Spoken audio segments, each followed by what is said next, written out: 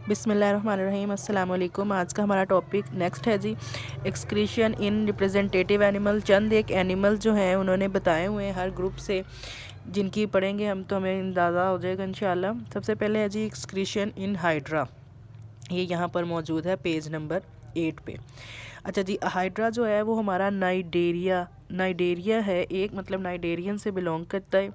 अब इसमें सबसे सिंपलेस्ट वे है वो क्या है, डिफ्यूजन, मतलब जो चीज़ एक्स्ट्रा है वो बाहर जाती जाएगी from high concentration to low concentration. ठीक है जी। उसके अलावा जो है उसके बाद नेक्स्ट जब आएगा, ये होता कैसे क्यों है, किस इन्वायरमेंट में रहता है, आइसो ओस्मोटिक, मतलब जिस तरह का इन्वायरमेंट अंदर है बॉडी के उसी तरह का ही बाहर है। ठीक है जी, बहुत सिंपलेस्ट सा वे है हाइड्रा का। उसके बाद है जी excretion in planaria. Planaria जो है फ्लैटवर्म्स ग्रुप से बिलोंग करता है। इनका जो है वो एक्सक्रीटरी सिस्टम वो कैसे है, ट्यूबुलर है। ट्यूबुलर मतलब ट्यूब्स बनी हुई हैं, network of tubules with no internal opening. ये आपने बात याद रखनी है कि इसकी अंदर कोई ओपनिंग नहीं है।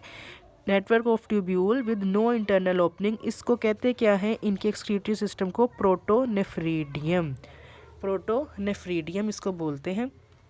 और ये क्या है जी, ट्यूबुलर सिस्टम है। इसमें होता क्या है, ये प्लेन एरिया है, ये सारे ऐसे ट्यूबुलर जो हैं वो इसके अंदर मौजूद है। सिस्टम एक्सक्रीटरी सिस्टम, इसको अगर हम जूम करके देखें तो ये इस तरह से एक ट्यूब बनी होती है। उसके अंदर जो है वो क्या है, इसके अंदर मौजूद है फ्लेम सेल। फ्लेम का मतलब क्या होता है, शोला होता है। तो इसलिए क्यों होता है इसका नाम फ्लेम सेल क्यों है, अगर इसकी डिटेल मज़ीद स्टडी करें हम इस तरह से, यहाँ पर मैं आपको बनाकर दिखाती हूँ कि अगर इसके एक सेल को हम स्टडी करें तो इधर ये इसका न्यूक्लियस हो गया, और ये जो है इसके अंदर यहाँ पर सीलिया मौजूद है, जिनकी मूवमेंट जो है वो शोले की तरह की है, फ्लेम सेल की तरह की है, फ्लेम की जैसी है। इस वजह से इसको फ्लेम सेल बोलते हैं। ये भी आपको क्वेश्चन आ सकता है कि इसको फ्लेम सेल क्यों बोलते हैं। तो ये जो सीलिया इनके फ्लेम सेल में मौजूद है, उसकी मूवमेंट जो है वो लाइक अ फ्लेम है, इस वजह से इसको बोलते हैं फ्लेम सेल। अब इसमें होता क्या है जी, यहाँ पर जी देखें जिस तरह की बुक में भी मेंशन्ड है, ये एक ट्यूब का, उसके बाद नेक्स्ट ये न्यूक्लियस है, उसके बाद ये जो है ये इधर इंटरस्टिशियल जो फ्लूइड है इसकी बॉडी का, इस सीलिया की मदद से इसके ट्यूब्स के अंदर आता है। फिर उसमें से जो सॉल्ट्स वगैरह हैं वो रीअब्जॉर्ब हो जाते हैं, जो बाकी का एक्सक्रीटरी प्रोडक्ट है वो एक्सक्रीटरी डक्ट के ज़रिए जिस्म से बाहर चले जाता है। ठीक है जी। एक्सक्रीटरी डक्ट के आगे क्या है, जिस सुराख के ज़रिए, जिस पोर के ज़रिए जिस्म से बाहर जाता है उसको बोलते हैं नेफ्रीडियोपोर। उसको क्या बोलते हैं, नेफ्रीडियोपोर। उसके बाद फ्रेश वाटर में जो रहते हैं वो डाइल्यूट यूरिन करते हैं, क्योंकि मैंने आपको पहले भी बताया था जो यूरिन होता है वो डाइल्यूट इसलिए होता है कि बाहर पानी की मिकदार ज़्यादा होती है, वो जिस्म के अंदर जाता है, तो उसको बाहर निकालने के लिए डाइल्यूट यूरिन करना पड़ता है। और जो पैरासिटिक हैं होस्ट के अंदर रहते हैं, उनका मेनली जो है होस्ट के इन्वायरमेंट से ही जैसा उनका अंदर का इन्वायरमेंट होता है, बस उन्हें नाइट्रोजनस वेस्ट जिस्म से बाहर निकालना पड़ता है।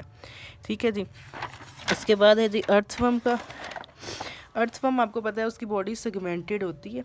अब हर सेगमेंट में क्या होता है, हर सेगमेंट में भी उनके ऐसे ही एक्सक्रीटरी जो है वो सिस्टम मौजूद है, पेयर ऑफ एक्सक्रीटरी सिस्टम। इनका भी क्या होता है, ट्यूबुलर ही होता है एक्सक्रीटरी सिस्टम, लेकिन इसको कहते क्या है, मेटानेफ्रीडियम। उसको कहते थे प्रोटोनेफ्रीडियम, इसको बोलते हैं मेटानेफ्रीडियम। और इसकी इंटरनल ओपनिंग होती है, उसकी नहीं थी, इसकी इंटरनल ओपनिंग होती है, उस इंटरनल ओपनिंग को बोलते हैं नेफ्रोस्टोम। होता क्या है जी, यहाँ पर मौजूद है इसकी, ये यहाँ पर ये सीलिया हो गए, ये जो ओपनिंग है इसको बोलते हैं नेफ्रोस्टोम। ठीक है जी। ये एक सेप्टम से ये दूसरे में जा रहा है, ये देखिए ऐसे, ये ऐसे।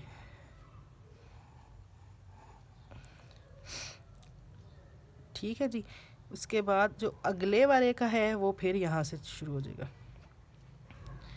और इसकी एंड कैसे होता है ये देखिए, यहाँ पर ये जो बाहर को ओपनिंग जा रही है वो फिर से वही है नेफ्रीडियो पोर। यहाँ से शुरू हुआ इस सेप्टम से, ये देखिए इस सेप्टम से शुरू हुआ ऐसे ट्यूबुलर, और फिर इधर इसी अपने सेप्टम में ख़त्म हो गया। और जो अगले वाला है वो भी इधर से ही शुरू हुआ इस सेप्टम में। ठीक है जी। यहाँ से ऐसे, ये नेक्स्ट का शुरू हो जाएगा। अब इसके ट्यूब्स के इर्द गिर्द जो है कैपिलरीज़ का नेटवर्क होता है। ये जो है मैं ब्लू से बना रही हूँ, ये कैपिलरीज़ का नेटवर्क होता है। होता क्या है जी, जब ये सिलोमिक फ्लूइड इसके इर्द गिर्द जो मौजूद है उसमें से इसके अंदर नेफ्रोस्टोम के ज़रिए, ये नेफ्रोस्टोम सीलिया, इसके अंदर मूवमेंट होती है, इसके इर्द गिर्द जो भी लिक्विड है उसमें से इसके अंदर लिक्विड जाता है, सिलोमिक फ्लूइड इसके अंदर जाता है इसके सीलिया की मूवमेंट की वजह से। फिर उसके अंदर जो है ट्यूब के अंदर की एपिथेलियम की वजह से जो सॉल्ट्स हैं वो रीअब्जॉर्ब हो जाते हैं बॉडी में, और जो बाकी का एक्सक्रीटरी वेस्ट है वो इसके ज़रिए होता होता नेफ्रिडियोपोर से बाहर सिलोमिक फ्लूइड ट्यूब्यूल की वजह से उसके ट्यूब्यूल्स के अंदर जाता है, फिर सॉल्ट रीअब्जॉर्ब हो जाता है और जो सॉल्ट्स वगैरह हैं वो ब्लड वेसल में चले जाते हैं दोबारा से, और यूरिन जो है उसके अंदर जो नेफ्रिडियोपोर से निकलता है उसके अंदर क्या होता है, वेस्ट होता है। ठीक है जी। उसके बाद लास्ट में हमारा एक्सक्रीशन इन कॉकरोच। कॉकरोचेस क्या है जी, ये ओनली एनिमल हैं एनिमल किंगडम में जिनका डाइजेशन और जो एक्सक्रीशन है वो एक ही सिस्टम के थ्रू होती है, और वो कौन सा है, मैल्पीजियन ट्यूब्यूल्स। उसमें क्या है, ये फॉर इंस्टेंस एक इंसेक्ट है, उसमें इनके इस वाले साइनस में, इधर देखिए आपके बुक में भी लिखा हुआ है, इनके साइनस में, इनकी मतलब बॉडी के कंपार्टमेंट में मौजूद होता है जो हीमोलिफ जो ब्लड लाइक होता है मौजूद, वो इसके अंदर जाएगा इस सिस्टम के अंदर। यहाँ पर जो है इनकी मालपीजियन ट्यूब्यूल्स मौजूद हैं ऐसे, ये देखिए ये भी सीलिया लाइक मूवमेंट है, इसके अंदर जाएगा और यहाँ से होता हुआ ये जाएगा इधर इंटेस्टाइन में।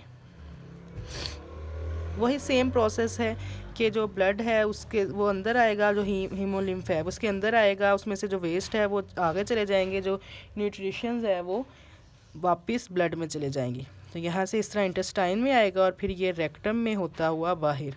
तो दोनों सिस्टम रेक्टम के ज़रिए ही बॉडी से बाहर जाते हैं। इन दोनों को हिंडगट भी बोलते हैं। ठीक है जी। यहाँ पर आपकी बुक में भी मेंशन्ड है, ये देखिए, ये इन्होंने बताया हुआ है कि इस सेगमेंट में मालपीजियन ट्यूब्यूल्स मौजूद हैं जो कि मिड गट में मौजूद हैं स्टमक में।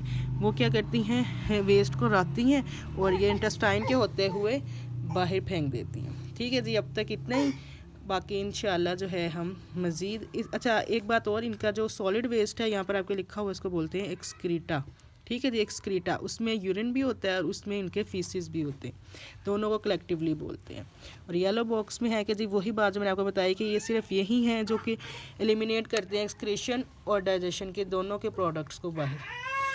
बाकी इंशाल्लाह नेक्स्ट। ओके।